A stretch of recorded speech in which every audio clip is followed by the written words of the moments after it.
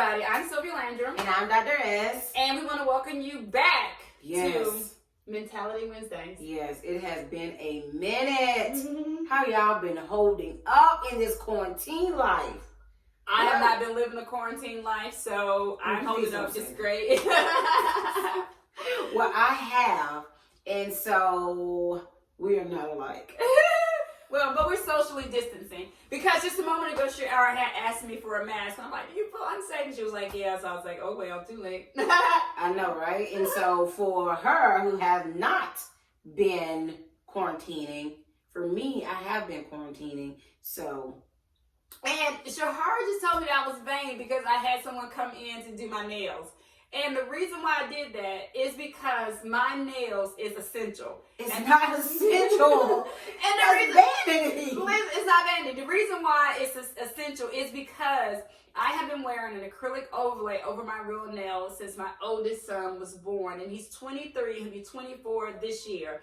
And I can't type or do anything without an acrylic overlay. So for me, it's essential. And so I just felt like, you know, hey, she's coming tomorrow. I'm so excited. But anyway, I'm just in total shock. I have already wiped my hands, cleaned my hands. I'm gonna spray myself down. Make sure I take all of my vitamins, all of my immune boosters, my elderberry, my Juice Plus, my essential oils. I am bathing in all of that on tonight. And the funny thing about that is that I have not been sick. She's been sick. So, I haven't been sick in months. I had the flu some months back. But anyway, we are back. I am here, exposed or not exposed. But we are here together to check in on you guys and to talk about. We're going to be talking about relationships, and we're going to be talking about we talked about relationships before, but today we're going to be talking about the level of stress that individuals are experiencing, because one thing that is happening because of the quarantining is that domestic violence is on an all-time rise. So what we're going to be talking about today is the way to kind of deal with those relationships in regards to stress. So that way you don't want to kill your spouse. But because I have not been quarantining myself, really, I haven't had those issues. But we're going to talk about that. Yeah. So what I want to say to start that off, Miss Non-Quarantine, is, you know, people are in the homes together. And, you know, we can look at, I know it's a lot going on. People that may unfortunately be in abusive homes, children. I remember just praying for the children that are not able to leave those homes where they're being abused and they're constantly there.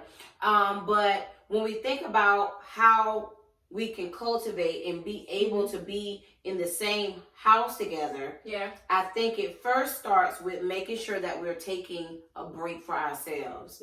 Because we're all going through a lot, and it's like an emotional roller coaster. You know, one moment we may be fine, the next moment we're like, get out. You know, and so we have to learn how to deal with how we're feeling rather than running from it.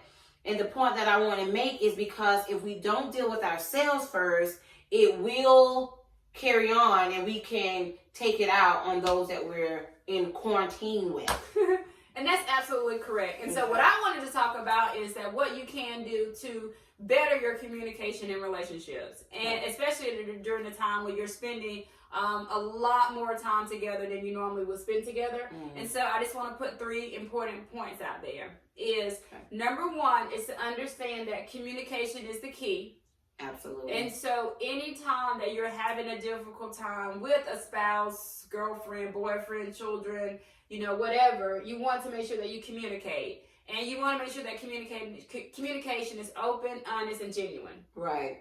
Walking your truth. Yes, that's one thing. Yeah. The second thing is what Shahar said, is to take that break or that time for yourself. So whether that break is, you know, you going into your prayer closet, meditating. Whether that break is sitting out on your patio, having a glass of wine, breathing.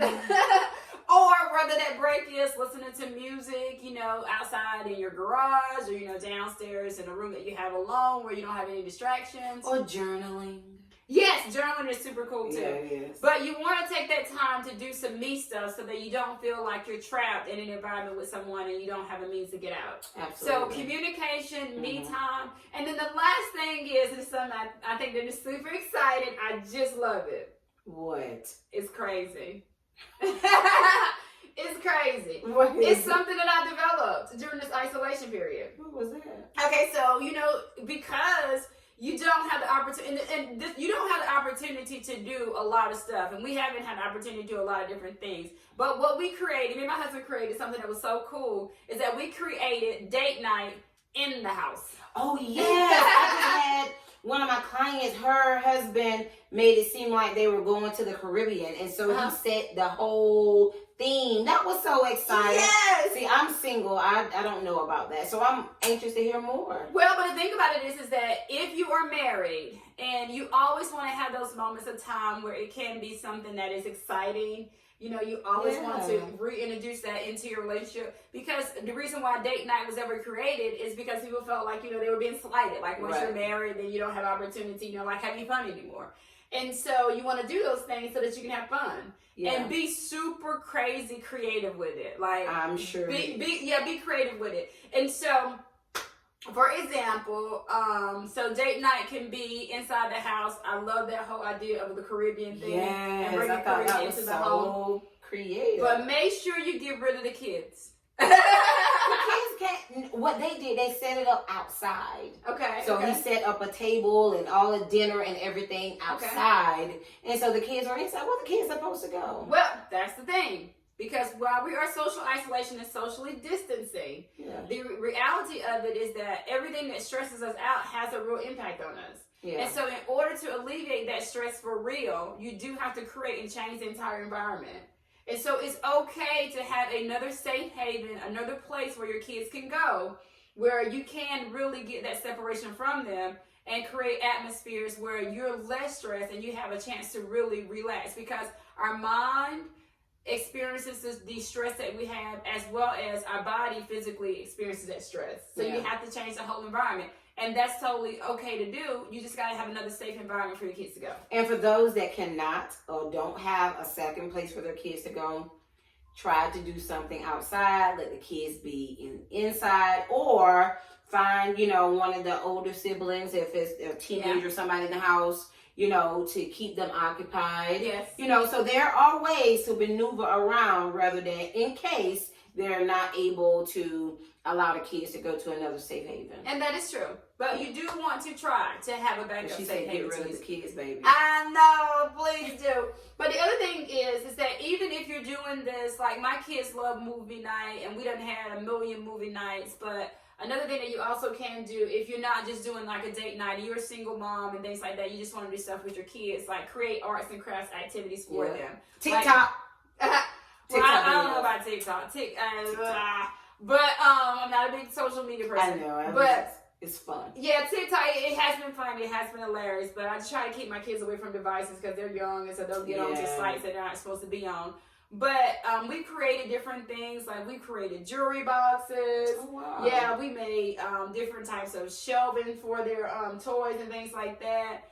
We do all kind of different activities, and it helps you with their schoolwork. So you can create a cool arts and crafts activity to do that can also piggyback on what they have to do for school. Oh, that's awesome. Yeah. Well, I am a mother of two, but my kids are with their dad, so I've been able to have this time of isolation by myself. But I have been making sure I've been very intentional. I've been doing 30 days of calm. Coming on every day at noon. Tomorrow is the last day. I got to think of something creative to do to move forward. But I've just been working. I've been working, helping others to find their calm within their home by asking our moms to take mommy breaks. It's okay to take a mommy break. Yeah, but that's on Inner Healing with Dr. S, right? Well, it's just the Inner Healing page. Okay, that's on Inner Healings on Instagram. So check it out. It's every day at 12? Yes, but tomorrow is the last day. You can go back and watch the rerun. I know it, but I'm going to think of something creative. So my thing, what I've been doing as a single woman and as a holistic practitioner, I wanted to make sure that I was doing something to help people to cultivate that peace within their home. Okay. But the thing that I tell them is peace begins with you. Okay. So you have to first be the peace, and then you go into an environment where you can now create peace. Because you can, if you chaos within yourself, you're going to create or add to the chaos that's already in your house. So you have to make sure that you are inviting in that personal inner peace, so your house can be peaceful, so y'all can get some work done and you can get along. I need some more calm. Now, another thing, so what we talked about was the number one, communication and improving your communication. Number two, by setting aside time for me time so that you can do things for yourself. And then number three is to create an atmosphere where you can get some separation during the quarantine period. And that's, doing date night inside instead of doing date night outside. And another thing is that you're definitely going to tune in to Inner Healing so that you can watch the Common Experience every day at 12 o'clock. This is the last one. But Dr. Shahara is really creative, so she's going to come up with something new to do. I am. I'm so excited. And I think I know what I want to do, but I'm not going to say anything until tomorrow. And that's super exciting. The other thing is that if you are on social media, there is a lot of celebrities that's doing a lot of cool stuff. They're having concerts, they're having conversations, chit-chatting. D-Nice. Yes. Have you been catching D-Nice on Instagram? No. Oh, he plays all the good music. I plug it up to my speaker, and I have been dancing just dancing and moving. Moving is good, and that's exercise, guys. That helps with our mental health as well. But D-Nice on Instagram, he has been rocking out. All of the good hits. That's exciting. So, yes. Now, I have been following The Rock. And the reason why I've been following The Rock is that he doesn't drink.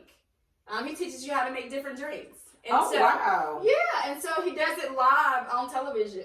Live on Instagram. And he actually makes a drink. And so that's super cool. And then he'll allow you to toast it with him. Oh, wow. Yeah, super So that means you have to go to the store and get the... You don't have time to go get the ingredients. I don't think he posts it up beforehand. He just teaches you how to make a drink. Okay. So if you have it, you can. Yeah. Oh, okay. Yeah. The drink he made yesterday, I wasn't into. I don't like, I don't like margaritas, but it's super cool. So I enjoy it. So yeah, that's good. Finding someone on social media you can connect with, but even those moments when you get alone where you need the outlet, Zoom. What I'm doing also is like a sacred chill. I'm bringing it virtually. Get your girlfriends on the phone on the Zoom. Yeah. And y'all can bring your favorite tea or your favorite adult beverage, whatever you like, and you can have a girls' night out on the Zoom. That works. Yeah. It's so fun. It is. Yeah. And you guys, I think that all of that's important and all that is, it's good stuff, because during this period of time of isolation and just during this period of time of, us being in a pandemic, different things are happening, you know, and people are losing their lives. And because of that, it's very important that we take care of ourselves mentally as well as we take care of ourselves physically. So just to do a couple of shout outs, I want to do a shout out to Aim High Fitness. The owner there, Kevin, he's doing workout videos every day. I think that is super cool. I want to give a personal shout out for that. I want to give a shout out to all the first responders and all the school teachers that is working really, really hard to keep us safe during this period of time. As far as being essential workers, I think that's wonderful. I would like to do a brief moment of silence for two individuals. The first is I'm a Cowboys fan, and so Dak Prescott's brother, passed away this week, and so a moment of silence for him. And then here is one of my clients that I lost this past week, and I also want to do a moment of silence for Jade Williams. So if we could just take one moment to do that, please.